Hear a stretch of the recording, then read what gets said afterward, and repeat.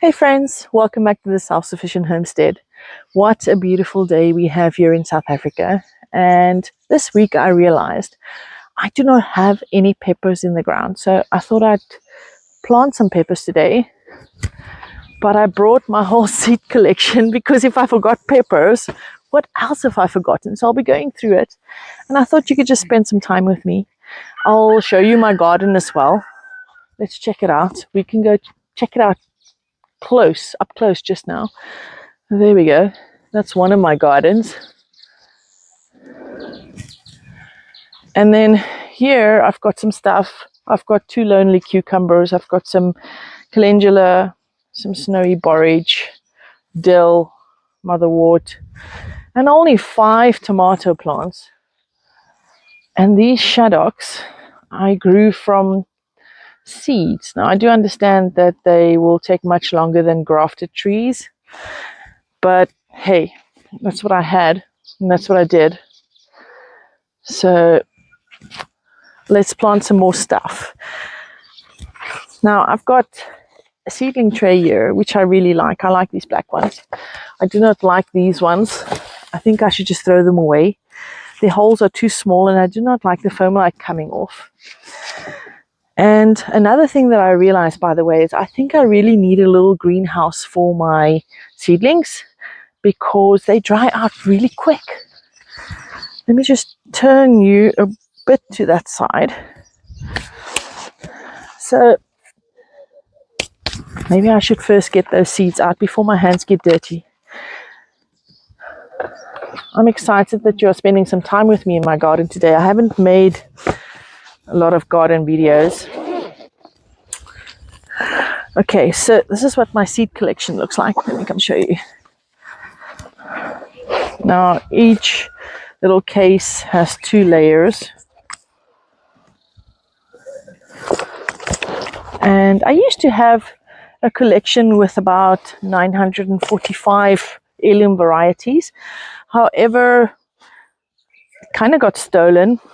So I had to start again. So this is my new collection, and my new collection is about 250 heirloom varieties strong.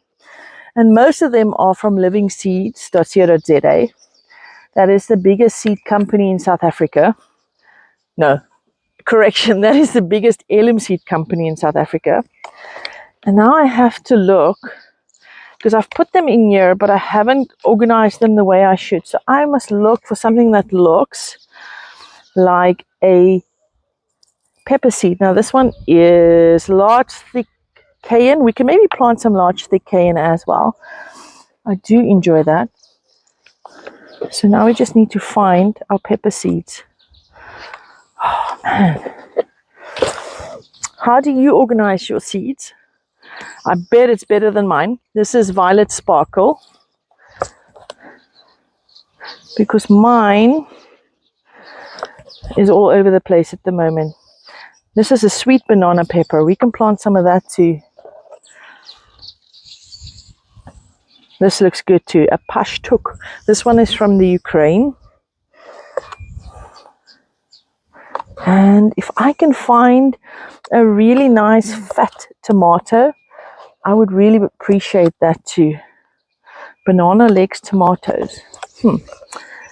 Okay, there's a Thai sweet pepper. This is a huge one. This we're definitely planting. Now just please, for one big tomato, giant 2. How's that for getting the right one so quickly? Let's just close up here. Now, I've got some germination mix. I bought this germination mix. But for my area, I need a germination mix that's actually containing more vermiculite. Vermiculite is, let me see if I can find it. It doesn't have a lot in. I don't know if you can see it. Do you see that little small silver type flake there? That is vermiculite. Now that is a mineral that is a bit like a sponge that retains water. and that helps to keep your seedlings moist. However, like I've mentioned, I live in an area that's really hot in summer, even in spring. We normally have like spring for the first day of September, and the rest of the time we have summer. So because it's so hot and dry, the seedlings really have a tough time in the beginning. Our rain only starts like mid-October, and then we don't have a lot of rain. So I need to change up my germination mix actually, but because I'm so excited to just get these things in the ground, I know that sounds counterproductive, right? I am just putting it in like this. It's got vermiculite in. However, more would be more beneficial.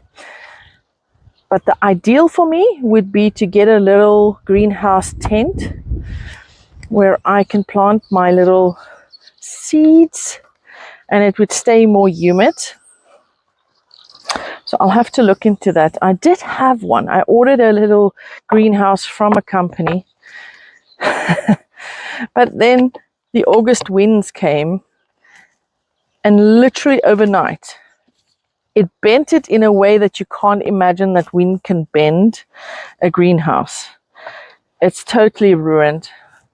And in the process, it ruined the covering as well. So it's not like I can really use the covering and make a framework myself. So that's not working. So then I just gave up on that for now. When I've got money again, I'll buy a little greenhouse. Okay, I've added some germination soil to my seedling trays. And now I'm just going to water it first, because once I've got my seeds in, I have to be a bit more careful. Otherwise, I'm going to let them all wash away. So what season are you guys where you are? I know a lot of people following my channel are from the United States, so that's probably going into fall, right? And what are you busy planting? And I know, shame, some places in America you guys get heavy snow, and I honestly don't know how you do it. Our winters are actually quite nice. We can still plant our winter crops outside. We do not need to plant in heated greenhouses, where I know a lot of you have to. And that's a skill set all on its own, I think. One that I don't have yet, because I'm not in that climate. Okay, so large, thick cayenne. I don't want to plant all of them because I want to keep some in my collection still. So I'll plant 2, 4. See, I've got 7 here, I think. I'm just going to put this seed on top. Because I've pushed the germination soil down quite a bit, I can just add it on top, and I can put some more germination mix on top of that. Okay, only planting 6, putting that seed back. Didn't let that seed get wet. That's a big thing with seeds. Don't let it get wet and put it away. You will lose your seeds. Now the violet sparkle I originally got from a swap that I did from somebody in the United States. This is a Baker's Creek variety. So we'll put some of that in there too. My kids quite like the violet sparkle. Ooh. Seeds are blowing away. I'll do 6 of them too.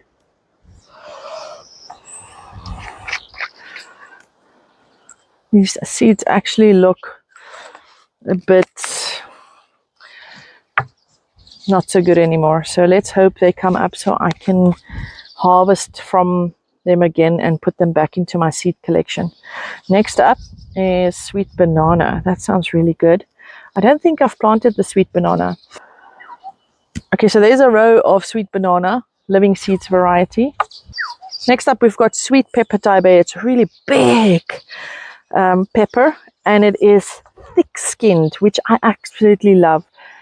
I'm not fond of peppers that have thin skins. Is skin the right word? Because it's actually the flesh and the skin.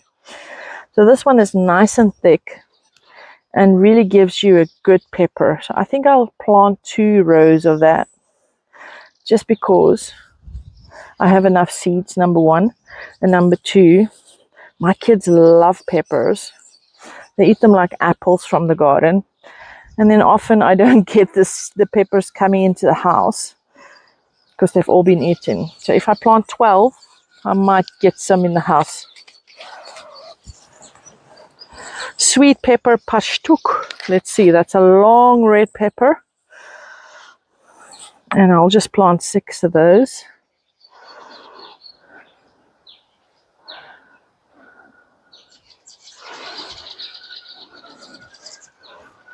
Two more.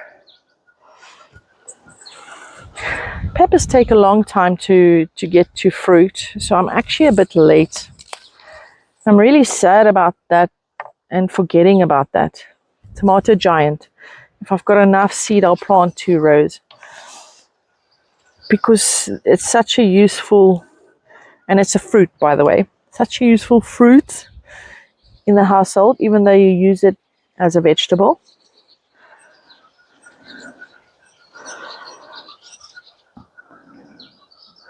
I had somebody working for me and I gave them some seeds to plant.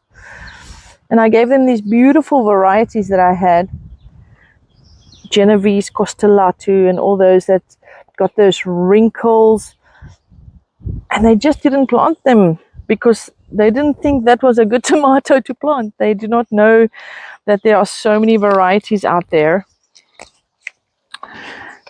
And they just planted the normal looking, normal shaped tomatoes. And I actually, the ones in the shop I really don't like because they're really acidic and it's just not a tasty tomato. So I like these other ones that are special and different. They're more saucy, they're more mild. There we go. So we've got that tray full, and I've only got the 1 tray now, so this is what we'll plant. I'm just going to cover it up with some soil.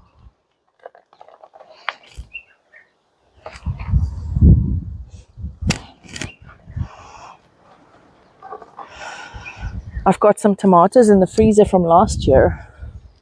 I know. I need to get to that, and I want to can them. I want to make some pasta sauce because that's already also finished. And I need to get that pressure canner on to fill up my shelves again. So what's nice about watering this beforehand, I don't know if you can see. If I press down that soil, look at the water coming out. The water's coming out the bottom too, but you can see some of it at the top. So in essence, I don't need to water this now. This has time to settle. And then when I do water it, it doesn't wash out so easily. So now I can just press it down really well.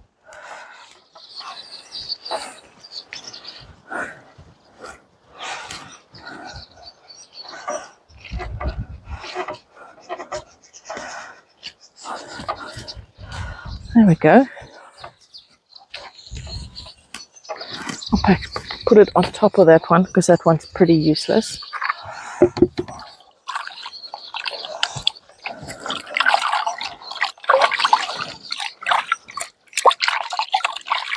So now I'll have to water this about 3 times a day until the rain starts, and the rain is only starting in about 2 weeks. So I'll keep that moist so we can get some peppers. Let me show you another friend here. Look over here. Matosi?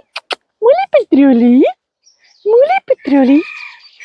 This is our little rescue bat-eared fox. And here's Buddy. Hey, Buddy. Say hi to the people. Buddy boy. Buddy is a very loyal Dutch Shepherd. He's going grey. Anyway, all right. Well, thank you for spending some time with me in the garden. I really appreciate it. Please let me know what you're planting. Maybe I will remember what I still need to plant. Actually, I do know I need to plant more cucumbers. I have not planted pumpkins. I have not planted butternuts. I need to get to that as well. So I think I'll just sit quietly and go through my seed collection and make a list. I should have done this like 2 months ago, but I was really busy on tours through Africa with people. Anyway, let me know what you're planting or what you have planted so I can remember what to do too.